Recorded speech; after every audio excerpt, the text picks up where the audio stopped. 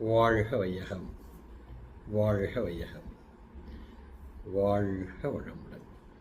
சிந்தனையாளர்களே, நண்பர்களே, இன்று ஒரு புதிய சிந்தனையோடு உங்களை சந்திப்பதில் மகிழ்ச்சி அடைகிறேன். என்ன அது சிந்தனை? Convert problems to solution. வேற ஒன்றும் இல்லை. நம்மளுடைய முன்னோர்கள், பெற்றோர்கள், மூதாதையர்கள் கடைப்பிடித்த நிதானத்தை நாம் கடைப்பிடித்தால் எந்த ஒரு இன்னலாக இருந்தாலும் சரி, இடையூறாக இருந்தாலும் சரி, அந்த சூழ்நிலையிலிருந்தே தீர்வு எடுப்பதற்கு உண்டான வாய்ப்பு அதற்குள்ளேயே இருக்கிறது என்பதுதான். அதை மனதில் வைத்துக்கொண்டு நாம் நம்மளுடைய பழக்கத்தை, இன்று ஏன் நமக்கு இந்த சிந்தனை, ஏன் இந்த இன்னல் அப்படின்னு பார்த்தோம்னா,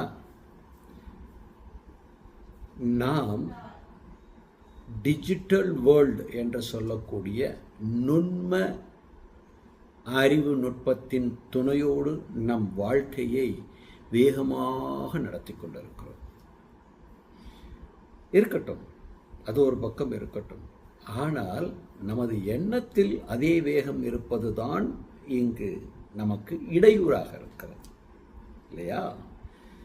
அப்ப எண்ணத்தில் நிதானம் வர வேண்டும் அப்படின்னா, அந்த நிதானம் வந்துவிட்டால் அதோடு நேர்மறையும் உள்ளிருந்து வர ஆரம்பிச்சிடும். இதற்கு என்ன செய்யணும்?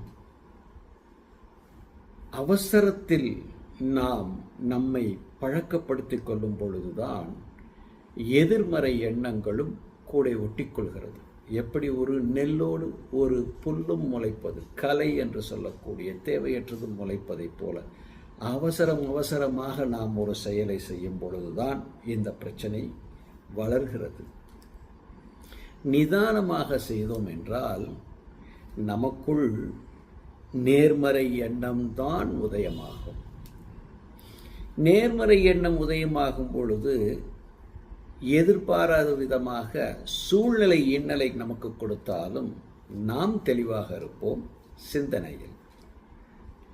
அந்த சிந்தனை நேர்மறை ஒட்டியதாக இருக்கும் பொழுது அந்த சூழ்நிலையை கையாளக்கூடிய திறன் நமக்குள்ளேயே இருக்கிறது.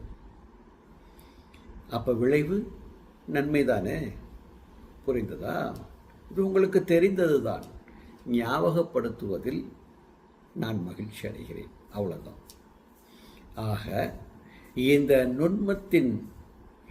நுண்ம அறிவு நுட்பம் என்று சொல்லக்கூடிய டிஜிட்டல் AI பழக்கத்திற்கு நாம் கொஞ்சம் கொஞ்சமாக அடிமையாய் கொண்டிருப்பதை குறைப்பதற்கு தினமும் ஒரு 5 நிமிடம் நமது மூச்சை,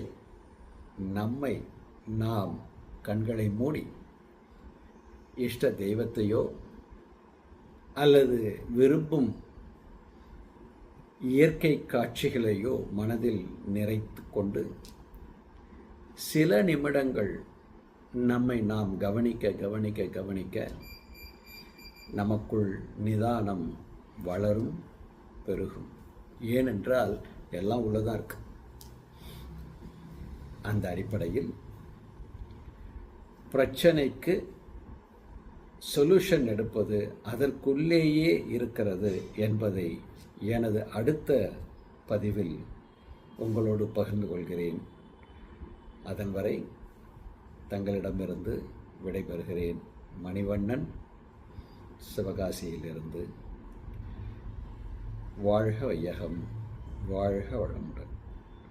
பகிர்ந்து கொள்ளுங்கள், விருப்பத்தை தெரிவித்துக் கொள்ளுங்கள். என்னை பின்தொடர உங்களை அழைக்கிறேன். வாழ்க வளமுடன்.